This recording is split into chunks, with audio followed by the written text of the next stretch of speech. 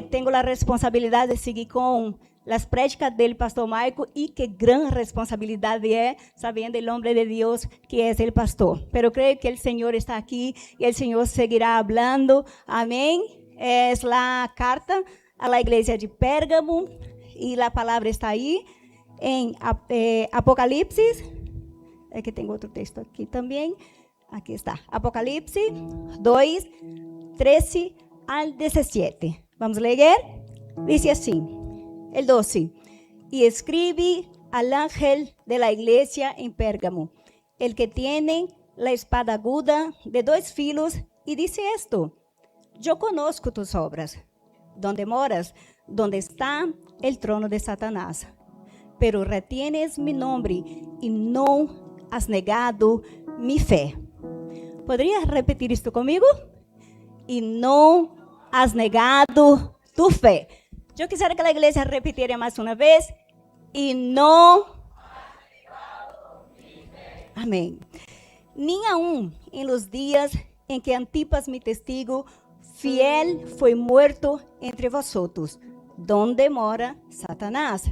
Pero tengo unas pocas cosas contra ti, que tienes ahí a los que retienen la doctrina de Balaam, que enseñaba a Balaque a poner tropiezo ante los hijos de Israel, a comer de cosas sacrificadas a los ídolos y a cometer fornicación. El 15 dice, y también tienes a los que retienen la doctrina de los nicolaitas, la que yo aborrezco. Por tanto, arrepéntete, pues si no, vendré a ti y pelearé contra ellos con la espada de mi boca. El 17 dice así, el que tiene oído, oiga lo que el Espíritu dice a las iglesias. Al que vencere, daré a comer del maná escondido y le daré una piedrecita blanca. Y en la piedrecita blanca, escrito un nombre nuevo, el cual ninguno conoce, sino solamente aquel que la recibe. Amém? Pode sentar-se, glorificando ao Senhor. Eu quero começar, hermano, lendo rapidito aqui algumas informações técnicas, parece não espiritual, pero técnicas, porque nos ajudará a entender um pouquinho lo que é a carta a la igreja de Pérgamo. E as informações são, Pérgamo está ubicado em Ásia Menor, atualmente é Bergamo, que está em Turquia, foi uma das cidades mais importantes da antiguidade e ela passou por um legado a ser governada pelo Império Romano. Foi também convertida em la capital, luego de Ásia, e era uma cidade cultural rica em conhecimento, tanto é que em Pérgamo havia a segunda maior biblioteca do mundo, perdendo solamente para a de Alejandria. E aí também era como cuna de la medicina en este tiempo. Solamente eso es la introducción. Volviendo aquí a la lectura, ¿no? Que es lo más importante.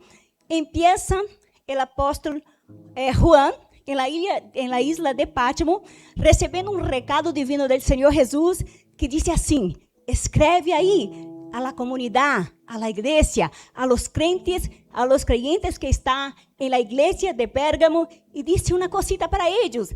Dicen, yo conozco tus obras. El Señor conoce tus esfuerzos. El Señor conoce tus desafíos, tus luchas. El Señor conoce a cada uno de nosotros. Y Él no se olvida. Y mira qué bondad de Dios. Él ya empieza diciendo, yo conozco que la vida no es fácil para vosotros. Hay un dicho por ahí que dice que servir al Señor es muy sencillo, es flores. Perdóname la opinión de quien la tiene, pero yo, la mía, es que no son flores. Hay días bonitos, hay días sin luchas, hay días de gloria. Pero hermanos, el camino es estrecho, la puerta es apretada. Servir al Señor es renuncia. Y por eso el Espíritu Santo ha dicho a Juan, escribe, anima a la iglesia de Pérgamo, anima a la iglesia de MSBN Málaga. Y dice, yo conozco tus luchas. Yo acompaño cada una de tus pasiones.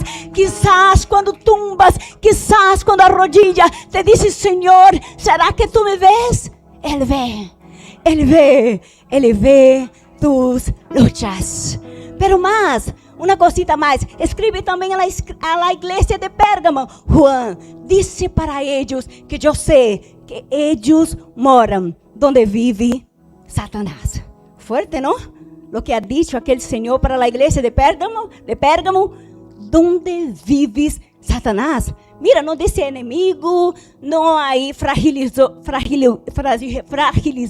la palabra, dice tal como era, la iglesia donde vive Satanás. Ahí para Pérgamo, habían 3 cosas que significaba eso. La iglesia de Pérgamo ahí, ¿no? Como ya hemos visto, que quedaba en Asia Menor, ella ahí era gobernada por los romanos. E aí já sabe, não? Os romanos adoravam a César. Não somente como um governante, não era só por la política, era um sistema, era uma adoração que não era somente quem era da política de César, mas também aquele que não reconhecia que César também era uma autoridade espiritual, que não se curvava a César, morria. Por isso disse isso. Aí uma outra também, uma outra tese que disse, porque aí também, como era uma cultura greco-romana, não greco, de Grécia, então aí se adorava a Ateneia, a Dionísio e a toda esta gente aí, Zeus, que conhecemos, não? Da mitologia grega. Também aí havia um outro que se chamava Asclepio, se não me engano é esse. Asclepio, isso é. Asclepio, que é Asclepio? Ele era como um deus também aí, porque não faltava deuses em Pérgamo. E aí havia culto também a ele. Ele simbolizava o deus da cura, a serpiente. Tanto é que hasta hoje a medicina sabemos que tem como uma serpiente, não? Quem faz medicina, Lupe está aí. E isso vem de aí, porque lo adorava como um deus. Por isso era tão difícil servir ao Senhor aí em Pérgamo, porque havia, claro e evidente, ou tu adorava ou tu não adorava, ou tu era crente ou tu não era crente. Por isso dizia Jesus, eu sei de tus dificuldades, eu sei que tu vives aonde mora o próprio Satanás. Forte, pero é assim. E o culto a César, como he dicho, reflejava mais que uma política ou cultura, era algo espiritual. Morar onde está o trono de Satanás, para a igreja hoje, porque esse mensagem não é somente para Pérgamo, não foi para a antiguidade, é para hoje, porque a palavra de Deus é viva, eficaz e sigue hasta que vuelva o Senhor. Então, a igreja hoy, el Espíritu Santo ya no está diciendo a Pérgamo, está diciendo a la MSBN Málaga, está diciendo a todas las iglesias de Málaga y del mundo, vives, yo sé que moras donde vives Satanás. Porque vivimos en un mundo y sabemos de eso, de cuántas cosas que hay, cuántas influencias malignas para los hijos, para los padres, para los jóvenes, tantas ideologias que querem nos sacar da família, que querem nos sacar do plano de Deus, e isso é morar aí. Se miramos ao governo, sabemos o que o governo pensa da igreja e de Cristo. Vemos aí em países como África, Moçambique, milhares de cristianos que estão sendo aí mortos todos os dias, vive onde está o próprio Satanás. E esta é uma realidade, hermanos.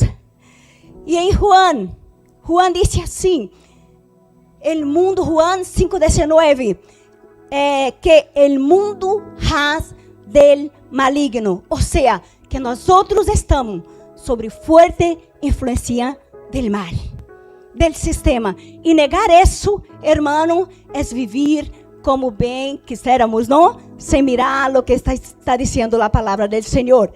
Dice assim também, el 13, vamos parar um pouquinho aí no 13, el 13, versículo 13, dice assim, pero retienes mi fe, mi nombre, y no has negado mi fe. Y yo he pedido antes, ¿no? Para que vosotros repitieran la palabra, a frase, ¿no? Donde incluye la palabra fe. No has negado mi fe. Y voy rapidito decir dos definiciones aquí, que está dentro desse versículo da parte B, que fala sobre fé, que está em Hebreus 11:1. Dice assim: lo que es la fe?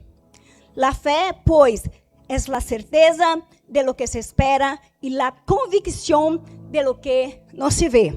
Definición de lo que es certeza, según los dicionarios. Certeza es una palabra de raíz hebrea que significa também substância. Diz assim: certeza não é um estado de positivismo, pero uma atitude de propriedade.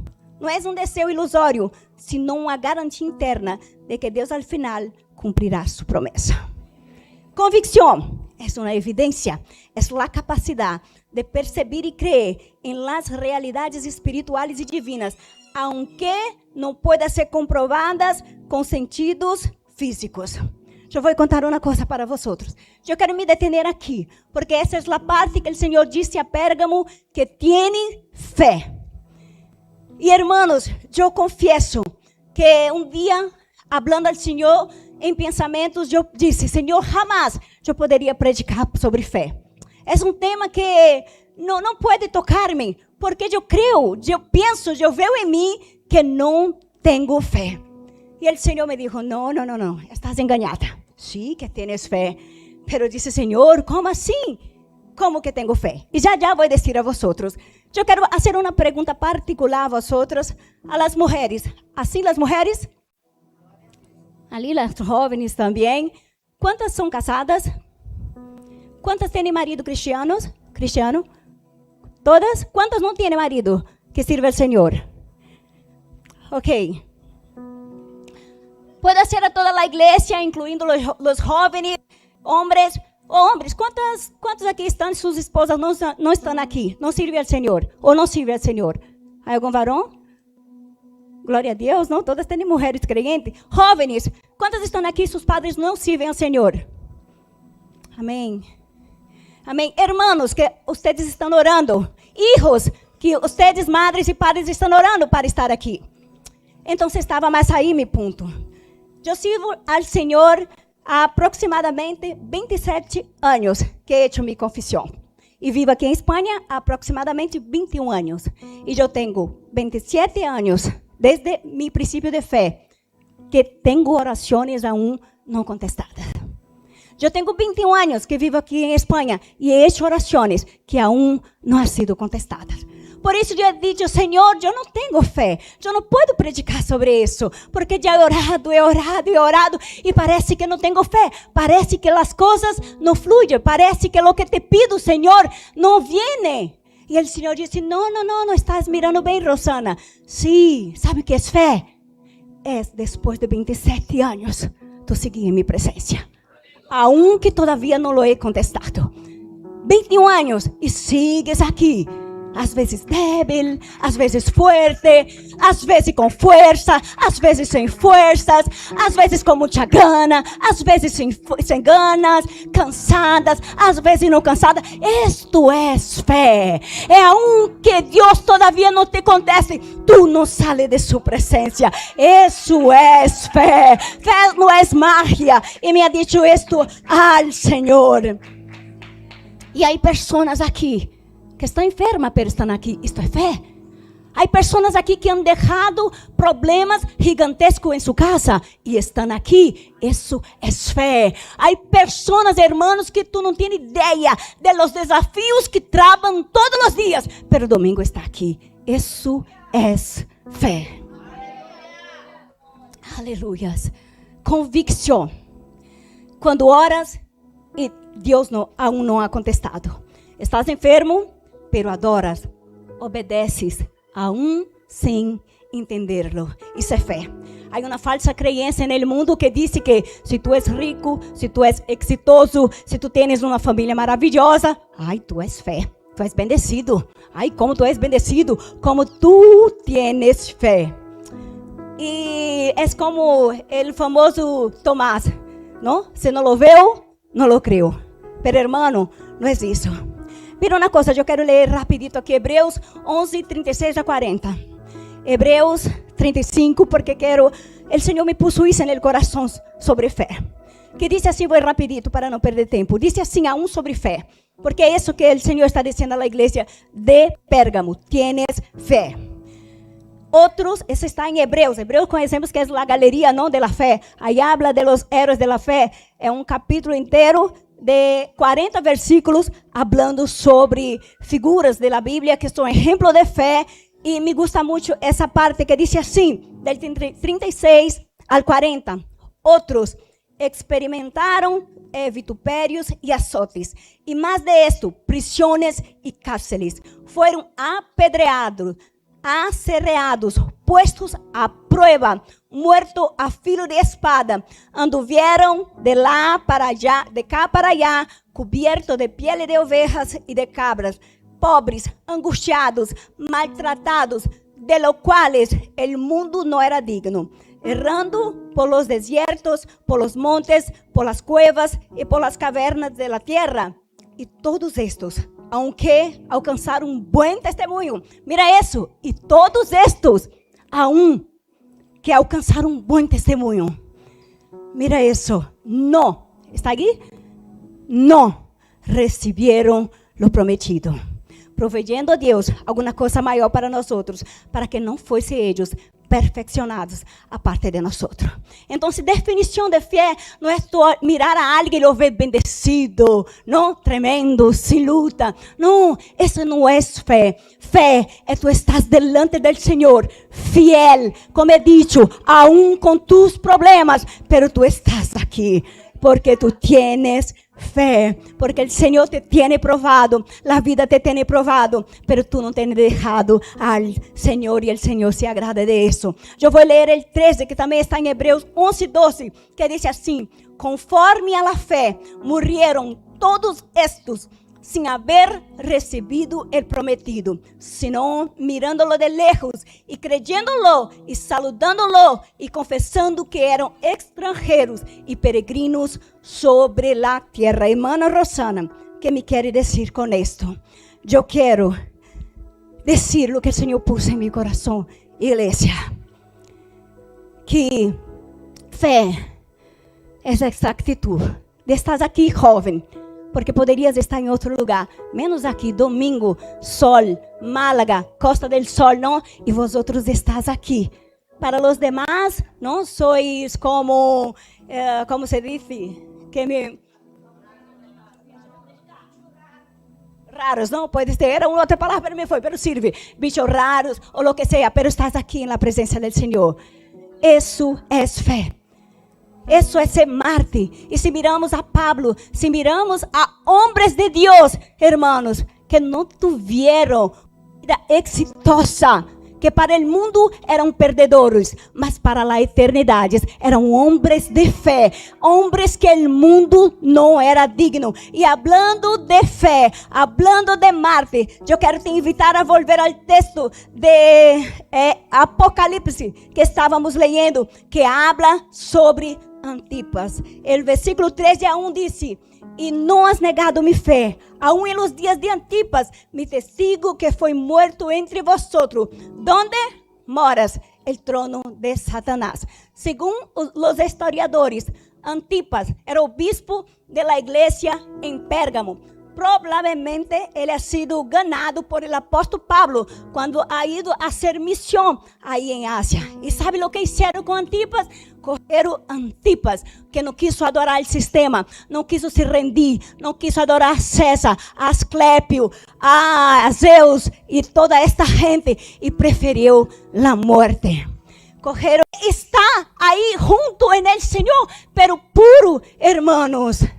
Então, o que diz aqui é que a igreja, bajo, hermano, aquela circunstância mundana de convivir em Pérgamo, de ir e volver, de ir à panaderia, de ir ao super, de ir à praça, de ir à praia, começou a mirar e começou a se mesclar porque el diablo está de ojo en la iglesia del Señor. El diablo está de ojo en los jóvenes, en los niños, en los padres, en las madres, en la iglesia santa del Señor.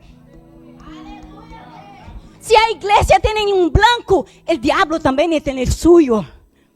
El diablo no es pasivo, ele tem um blanco. Então disse que aquela igreja chamou a atenção do Senhor porque disse: alguns de vosotros han metido aí coisas impuras.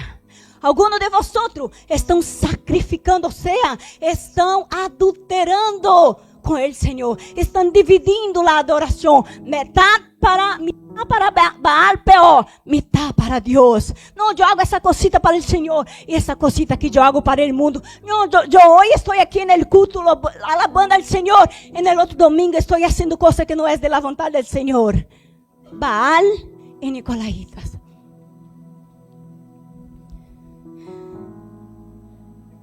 Nosotros tenemos que amar. Nosotros tenemos que ser tolerantes, ¿verdad? La iglesia ama, la iglesia es tolerante, pero la iglesia no se mezcla. La iglesia sigue santa.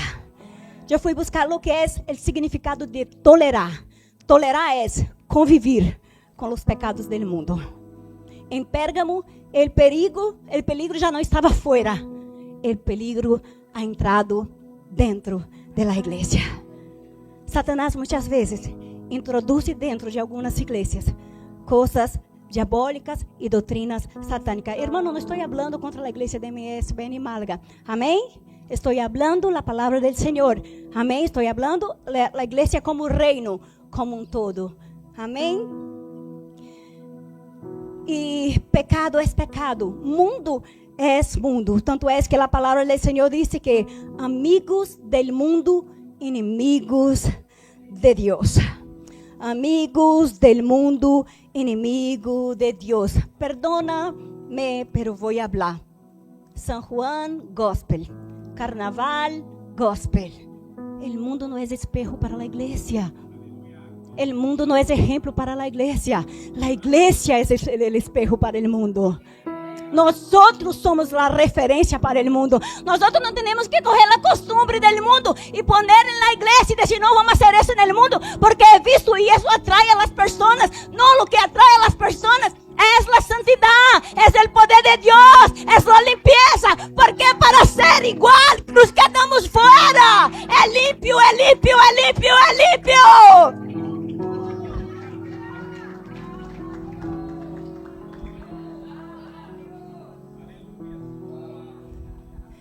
Eu quisiera pedir a la iglesia para quedaros de pé.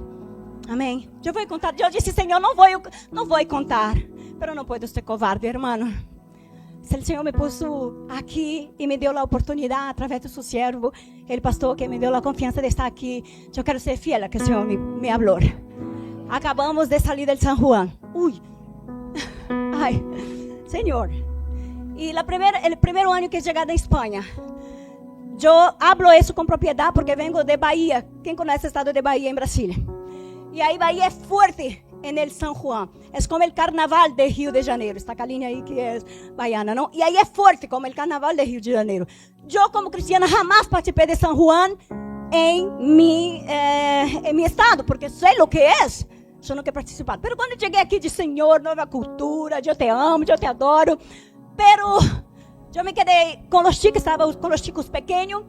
Y estaba viendo la tele. Y mi primo en ese tiempo vivía con nosotros. Ele conhecia um pouco mais de Espanha que eu. E eu disse, me vou passear um pouquinho com os chicos. Não era nem por el San Juan. Eu vou aí com os chicos. E não passa nada. Me vou e eu sei que sou cristiana, que vale meu coração.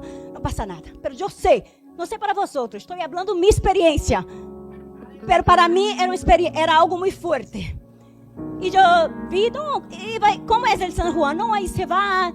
E só um momento que se incende na fogueira e se come, que não sei o quê. Eu disse, vale, vou com os chicos. Mas quando eu ia, em la tele, assim, eu estava para sair. Em la tele entrou reportagem e uma reportera em la playa e puso, hoy la festa de San Juan. ¿Sabes lo que significa San Juan aqui? San Juan, la cultura es... E começou a dizer que quem pesquisa sabe lo que significava el San Juan. E aquello me caiu como uma bomba. del Señor hablando conmigo. ¿Vas? Ahora es contra tu conciencia. Mientras no sabía, yo aún te perdonaba, aún sabiendo de dónde tú viniste, porque yo nací ahí, ¿sabes? Saltando en las fiestas juninas. Me convertí ya con 20 y pocos años. Y hermanos, dije, no, Señor, no voy. Entonces el Señor me pidió, quizás el Señor no pida para ti, pero lo pidió para mí. Y yo dije, Señor, no voy a hablar eso, no estoy hablando contra nada, estoy hablando de mi experiencia. Hermano, el Señor no va a dividir su gloria con la iglesia. El Señor no va a dividir lo que puso en ti con San Juan, con el carnaval, con lo que tú quieras. Él renuncia, hermanos. Solo quien entiende va a entender lo que Dios te pediu. Ay, todos pueden, como dice aquele pastor, ya existió una prédica sobre isso. ¿Por qué todos pueden y yo no? ¿Por qué todos pueden y yo no? Porque tú tienes un llamado. Porque tú tienes un llamado. Porque tú tienes algo distinto. Y el Señor tiene que hacer algo distinto contigo. Pérgamo dejó la cultura entrar.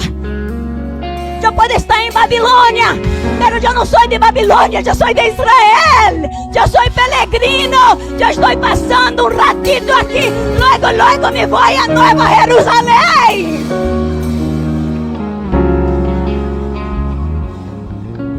Y el 17 dice, y el que tiene oído oiga lo que el Espíritu Santo está diciendo a la iglesia. Lo que tiene oído, oiga. Las 7 cartas están siendo leídas aquí todos los domingos por el pastor. Quien tiene oído, oiga. Las 7 cartas de Apocalipsis están siendo leídas aquí todos los domingos. Y dice así, al que venciere, daré de comer del maná escondido. Daré una piedrecita blanca y daré un nombre nuevo. Ahí en el 17, el Señor dijo a Juan, dice a iglesia, que aquel que venciere, yo prometo aquí 3 cositas. ¿Qué cositas son? El maná escondido. ¿Qué es el maná? El maná cayó ahí sobre el pueblo, ¿no? Forma de pan, de alimento, sabor de miel, hasta que entrara en la Nueva Jerusalén, o mejor diciendo, en Canaán, ¿verdad? Entonces eso que el Señor da para mí, para ti, porque no es fácil. Porque el Señor conoce nossas lutas. Entonces nos dá maná, nos dá pão, nos dá palavra para nos alimentar. Às vezes estamos débiles e Ele vem com su maná e nos levanta e nos alimenta. Há lutas de las quais às vezes digo, Senhor, não salgo de isso. E el maná viene e eu levanto. Isso é maná. E disse maná escondido. Que é isso, irmã Rosana? Que não é para o mundo, é escondido. É só para a igreja. É só para mim, é só para ti.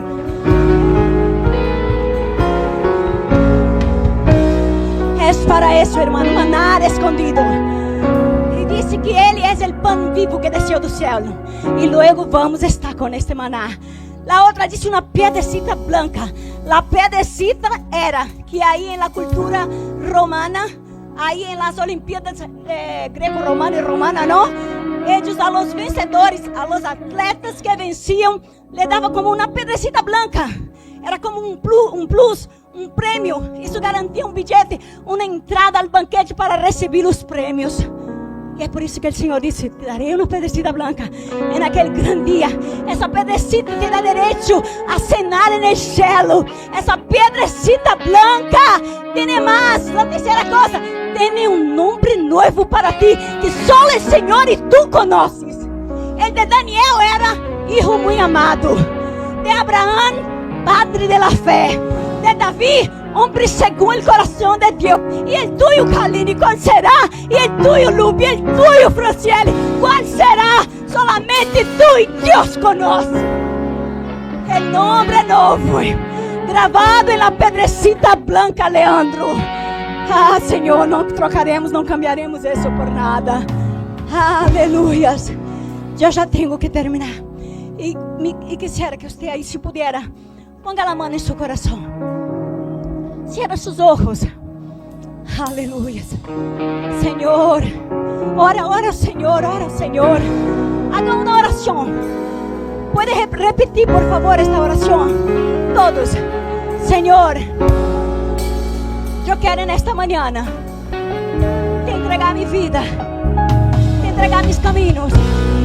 Yo sé que la lucha no es fácil. Yo sé, Señor, de las cosas que tengo que vencer todos los días. Pero ayúdame. Escribe mi nombre en el libro de la vida y perdona mis pecados. Amén. ¿Quién hizo esa oración por la primera vez? ¿Quién dice, escríbeme el nombre en el libro de la vida?